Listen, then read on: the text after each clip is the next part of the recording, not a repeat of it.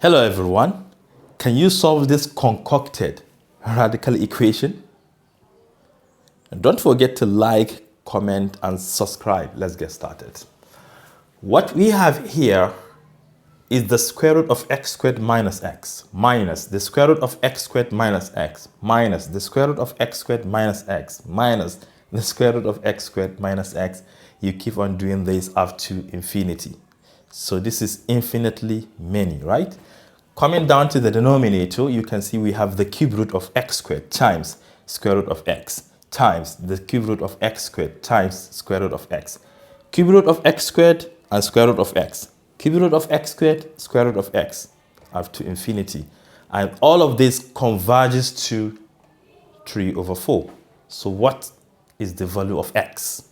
Let's get started.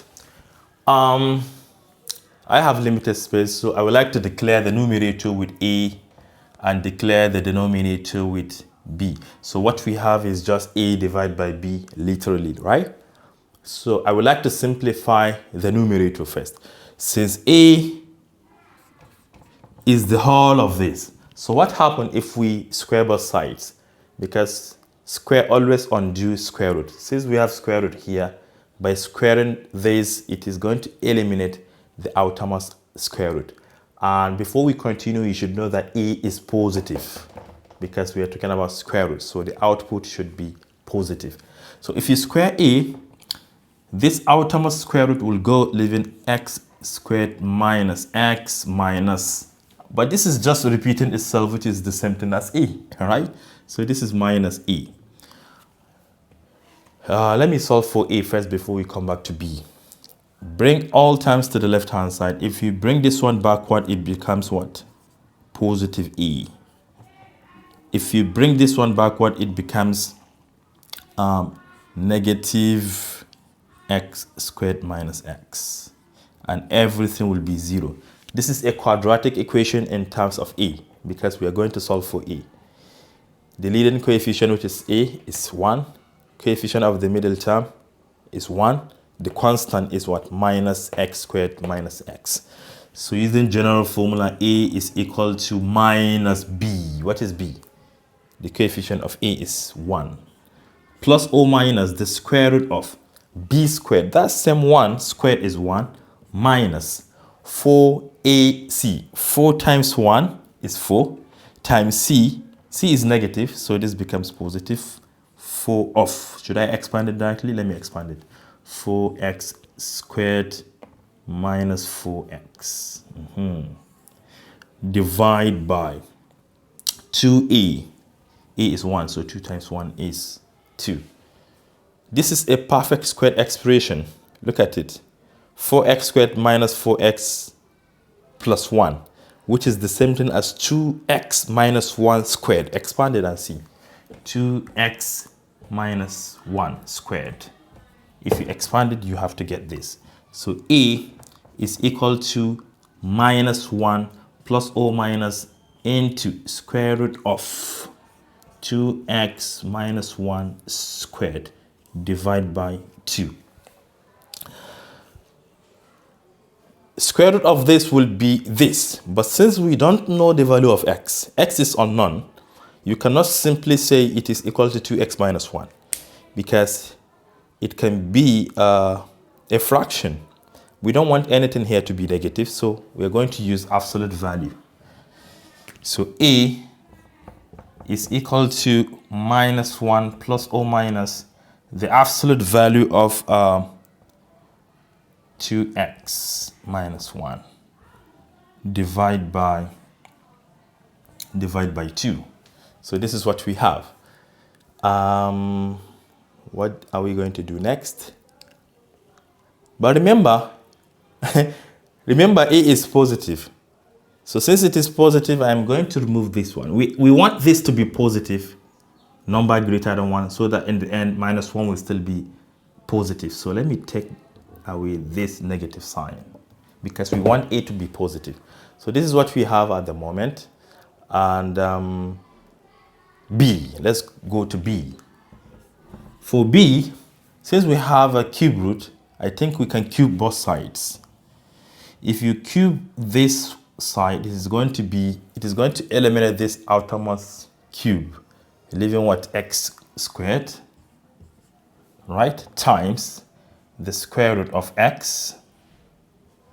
But from this, it is going to start repeating again, which is something as b. Where do I stop? I've taken x squared times square root of x times b. All right, something like this. Now, I would like to square both sides again. If you square both sides, this is going to be to the power of 6, right? b to the power of 6 equal to, this is going to be to the power of 4 times x b. This is going to be to the power of 5, x to the 4th times x is x to the 5th. But you can still divide both sides by b because we know b is not 0.